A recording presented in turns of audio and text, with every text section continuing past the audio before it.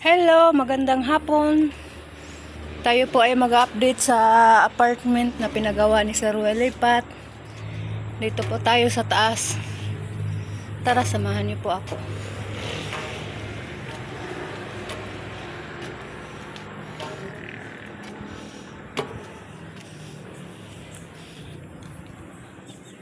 Ayan po, sir. Ito po yung sa second floor. May mga kwarto-kwarto na. Dali lang Ito. Isang kwarto. Isang kwarto. Ito siguro yung sa kitchen or sa CR. Baka sa kitchen to. Tapos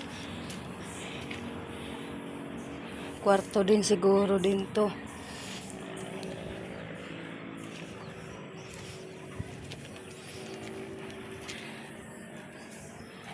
Ayan pa, kwarto.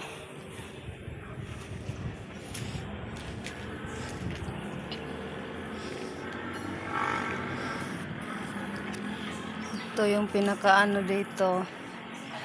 Hindi pa natapos. Malapit na po malagyan ng bubong.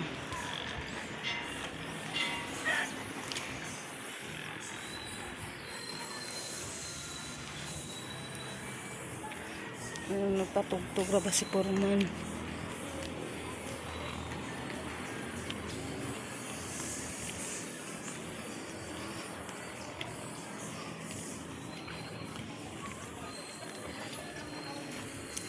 Ito po yung pangalawang hagdanan. Di ba ang ganda?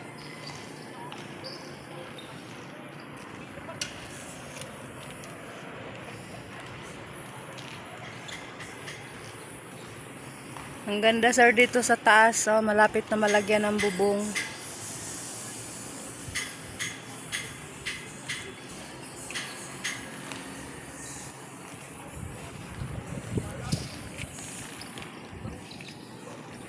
Ayan po. Tayo ay bababa.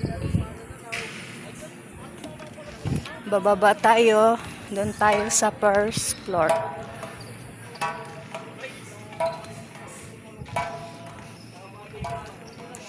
Ito yung double deck.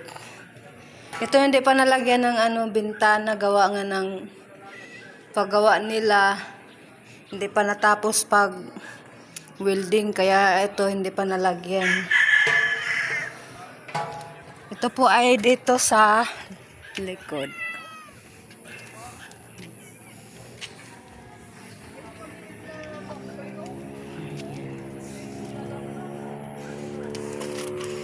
Dito na naman tayo sa baba. Ayan, may mga higaan na. Foam na lang ang kulang. Ayan, may ano na rin. Para pag may sunog.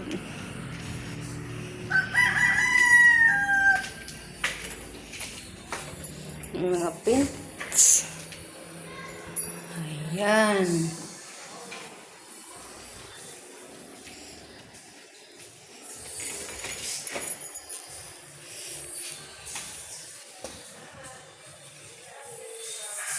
Ayan din.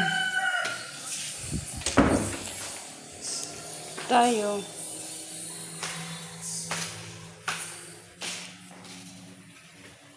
Ayan din, may mga ano na. Basta foam na lang po yung kulang. Ito yung mga gamit. Ito din. Lahat na to nalagyan ng plywood.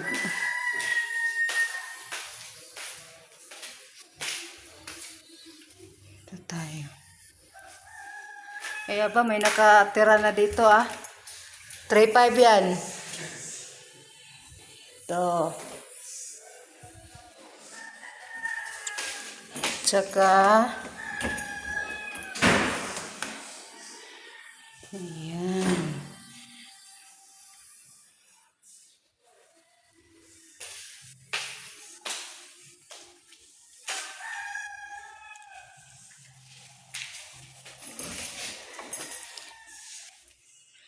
Lahat na po may lahat na po may mga plywood, yung mga higaan.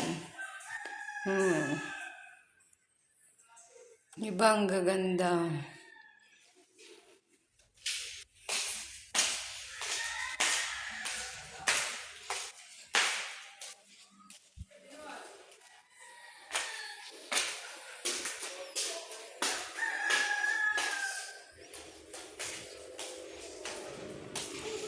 Iyan lang po sir, yung update ko sa apartment mo.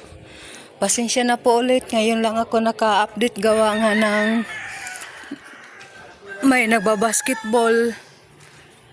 Nagpatugtog sa basketball o sa gym. Dito yung kwarto niya. Maganda yung kwarto niya. Ayan. Ayan sa taas.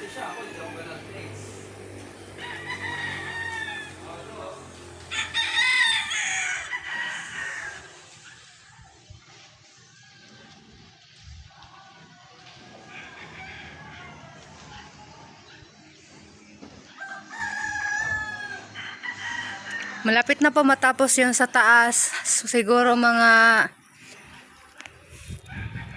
Monday siguro.